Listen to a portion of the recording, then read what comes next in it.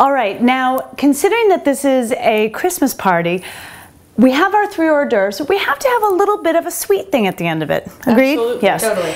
And honestly, these cookies that I make them every single year. I make them all through the year, quite frankly. Are so good, and they're actually no doubt hands down my favorite. We have a friend, Chris, who says he eats them like potato chips, so if that tells you anything. And actually, they're going to go very nice with our Mary Martinis. Actually, very nicely. Yes. Oh, it's not my first. Moving along. Okay, so I brought my recipe, and it's all going to be available on our Facebook page, facebook.com/GreaterBoston Gala Girls. It is really, really, really very easy. You put everything in a mixer.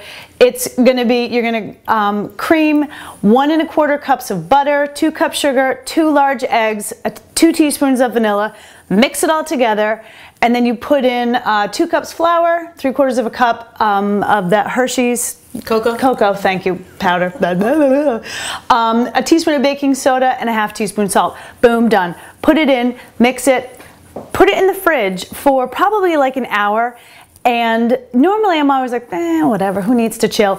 I gotta say, it's easier when you chill it because you have to roll them.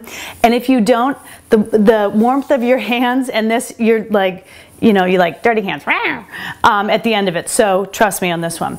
It's very, very easy. Jocelyn, I'm actually gonna let, wow, I'm heavier than I thought. I'm gonna let you do this. Okay.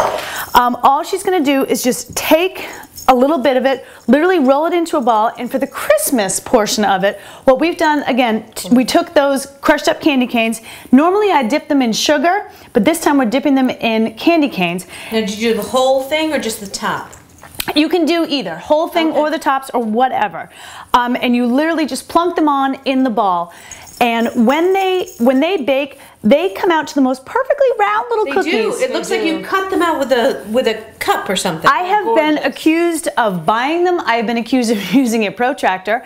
But I'm telling you, when you do them this way, they just bake the way that they're supposed to, and they go perfectly round. And they're not really big cookies. No, they're thin. No. They're paper thin, but they're chewy in the middle. Yeah. And they're not like I'm not a big cookie person. I don't like my cookies to be cakey. I like them to be chewy. These are like crisp on the outside and chewy on the inside. They're my really favorite. good. And I can't even make them. She makes them way better than I do. And she's the baker. But yeah, so and I have to tell you what I did this time also was I added a 1/4 teaspoon of natural peppermint extract to the batter. We didn't want to go too heavy duty on the peppermint because it's strong, and again, the drinks and the candy on the top. They're so good though. Our breath is fine. It's fabulous. So anyway, so what you do, you then put them in the oven at 350 for about 8 minutes, and literally you want to watch them until it looks like they're just about done. Like, don't overcook them, just about done, and then you take them out, cool them, and you get these beautiful little cookies. And seriously, look how, like, they're so thin. And they're perfectly round. Each one of them, they're fabulous. Absolutely. So, stop your rolling. Take one. The peppermint melts right in it. It's so good. It's so good. So you want to try one there, Jossie? I'm going in. Indeed. Yes.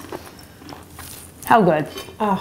Oh, and the peppermint and the chocolate is so good. You could even dunk it in your margarita for a little extra kick. Or chaser. Indeed. Oh, delicious. Thank you.